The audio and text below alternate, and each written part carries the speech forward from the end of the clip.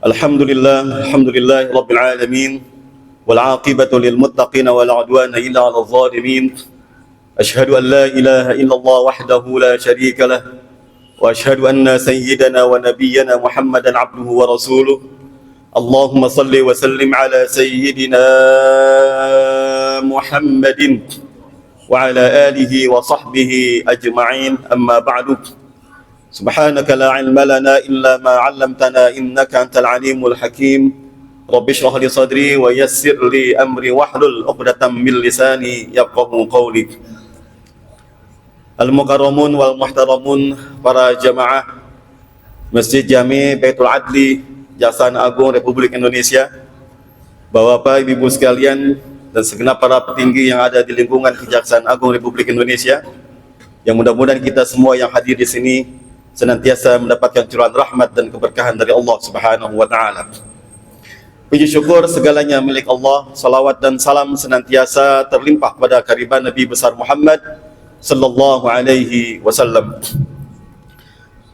Hadirin jamaah sekalian, sedikit yang akan kami sampaikan pada kesempatan yang terbaik di siang hari ini. Ingin menjelaskan satu kalimat yang sangat mudah untuk kita ucapkan dan sangat memberikan manfaat yang begitu besar dalam mengawal kehidupan kita sebagai hamba Allah Subhanahu wa taala. Satu kalimat yang sangat tua,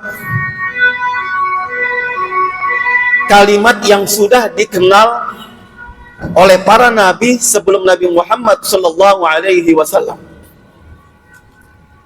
Kalimat ini menjadi inti daripada semua bacaan-bacaan yang kita baca.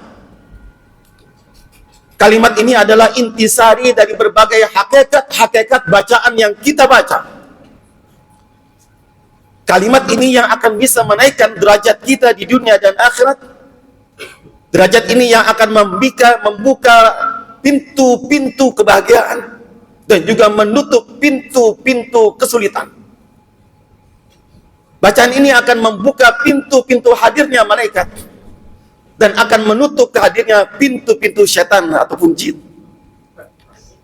Kalimat ini kemudian direkam oleh Allah Subhanahu wa taala, dicantumkan oleh Allah Subhanahu wa taala dalam surah An-Nahl, di mana ketika Allah menceritakan tentang kisah Nabi Allah Sulaiman alaihissalam, Allah Subhanahu wa taala memberikan satu pernyataan yang ditulis, kalimat yang ditulis oleh Nabi Allah Sulaiman alaihissalam kepada Ratu Saba, yaitu innahu min Sulaimana wa innahu bismillahirrahmanirrahim.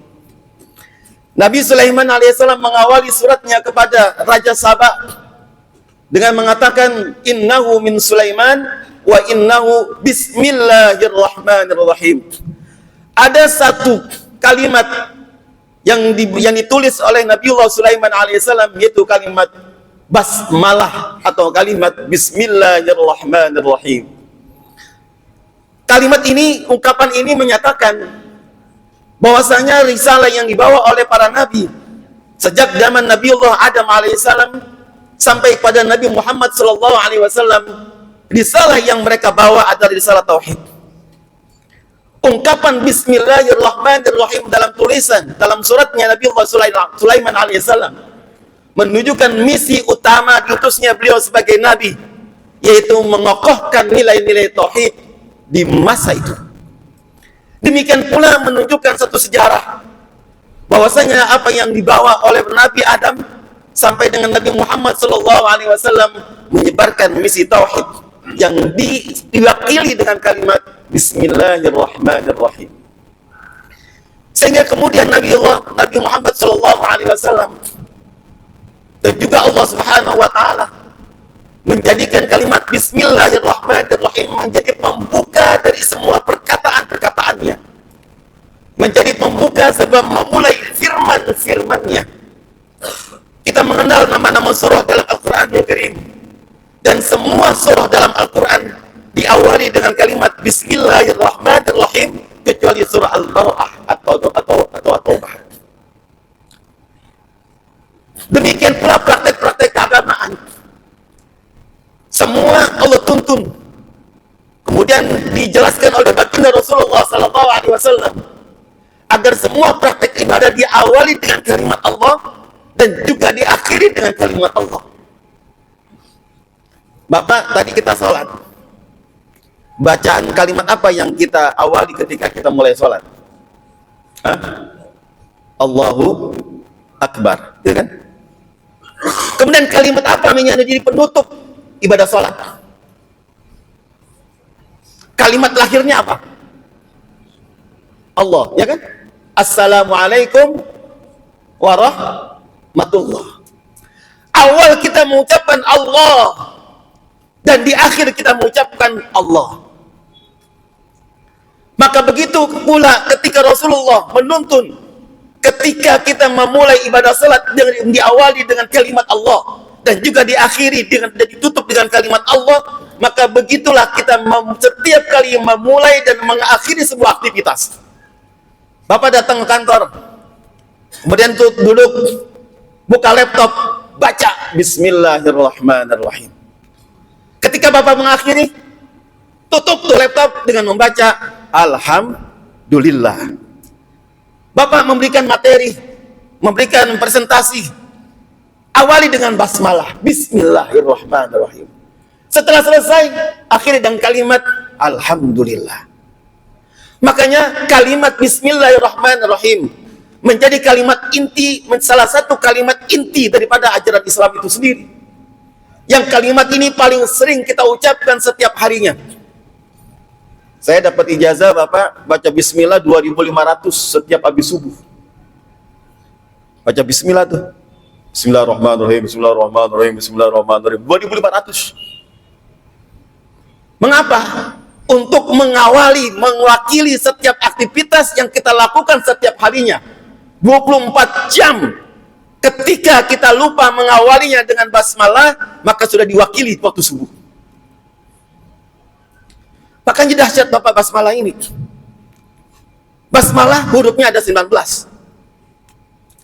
Dahsyatnya, setiap kalimat atau kata yang ada dalam Bismillahirrahmanirrahim, semuanya dapat dibagi 19. Ini hebatnya Al-Quran, Pak. Ya, Ibu sekalian, ini hebatnya bahasa Al-Quran. Yang pertama, Bismi, kalimat ismun. Kalimat ismun dalam Al-Quran disebutkan 19 kali. 19 bagi 19 berapa? Nah, berapa? Nah, berapa? 2. 19 bagi 19? 1, ya kan? Allah. Dalam Al-Quran kalimat Allah disebutkan 2698. Dibagi 19 berapa? Yang bisa ngitung boleh pulang. 142. Kalimat Ar-Rahman dalam Al-Quran disebutkan 57 kali. 57 bagi 19 berapa? Yang bisa saya kasih duit 100.000. 3, gitu kan? Kemudian kalimat Ar-Rahim dalam Al-Quran disebutkan 114 kali. Berapa bagi 19? 6. Ini dahsyatnya Bismillah. Maka kemudian Allah jadikan Bismillah ini sebagai setiap membuka firman Allah Subhanahu wa taala di setiap surat-suratnya. Semua Al-Quran. Makanya Imam Syafi'i mengatakan basmalah itu masuk ayat. Bismillahirrahmanirrahim ada termasuk ayat di tiap surahnya. Meskipun ada mazhab lain yang mengatakan Bismillah itu hanya pembuka surah dan tidak termasuk ayat. Dan diantara fadilah Bapak sekalian, basmalah itu yang pertama melemahkan daripada tipu daya setan. Setan itu bisa membesar dengan kemaksiatan kita. Setan itu bisa membesar dengan emosi kita. Setan itu bisa membesar dengan syahwatnya kita. Tapi setan itu bisa dikecilkan dengan kalimat Bismillahirrahmanirrahim. Semakin banyak Bismillah yang kita baca, maka semakin kecil itu setan sampai sebesar lalat. Sehingga dia tidak punya daya upaya untuk melemahkan kita. Makanya Bapak walaupun kita sholat, baca basmalah sebelum memulai. itu mengecilkan tipu daya setan ketika kita sholat. Satu. Yang kedua, kalimat basmalah bikin setan muntah. Oh, cuman kita nggak tahu aja. Kalau kita tahu setan muntah, itu kena aja ke kita, Pak. Kalau kita makan, ya kan, karena pernah sahabat makan bersama dengan Nabi Shallallahu Alaihi Wasallam. Saking laparnya dia lahap tuh makan. Jadi sajikan sama Nabi, dia makan, begitu lahapnya sampai hampir habis, tinggal satu suapan lagi. Sahabat baru ngeh, saya belum baca basmalah dari awal. Kemudian dia baca Bismillahirrahmanirrahim, Bismillahi awwalahu wa akhirahu. Sahabat ini membaca Bismillahi awwalahu wa akhirahu dengan nama Allah di sejak awal suapan sampai akhir suapan. Dia makan itu suapan yang terakhir. Kemudian Nabi tertawa. Wah, Nabi ketawa, Pak. Wah, Pak sahabat kan bingung. Ya Rasul, kenapa kamu ketawa? Kenapa? Limadza? Kenapa kamu tawa ya Rasul? Itu saya ngelihat dia tadi makan dibantu sama setan. Apa yang dia makan dimakan sama setan. Ketika dia memakan pada suapan yang terakhir membaca Bismillahirrahmanirrahim, kemudian setan itu memuntahkan apa yang dia makan tadi. Berarti kan tuh setan muntahnya dekat kita ya, dekat yang makan. Ya, kalau kita dikasih tahu muntahnya ke kita, Pak. Ya kan? Ya kan? Muntahnya ke kita. Itu kalimat basmalah luar biasa. Yang menjadikan setan menjadi lapar. Yang menjadikan setan menjadi kecil dengan kalimat yang sangat ringan Bismillahirrahmanirrahim. Makanya, Pak, biar makanan itu tidak menimbulkan mudarat bagi kita, salah satunya adalah baca basmalah. Khalid bin Walid pernah dapat jamuan dari musuh. Namanya panglima perang yang paling ditakuti. Kemudian dari pihak kerajaan memberikan suguhan minuman. Yang notabene-nya minuman itu minuman beracun. Kemudian Khalid bin Walid meminum. Apa yang dibaca? Bismillahi urqika. Dengan nama Allah aku mohon perlindungan padamu. Baca bismillah itu Khalid bin Walid. Kemudian dengan lahapnya dia meneguk air yang ternyata air itu sudah diracuni oleh pihak musuh. Tapi Khalid bin Walid sehat-sehat aja. Kagak tewas, kagak kelepek-kelepek. Musuh kemudian kaget.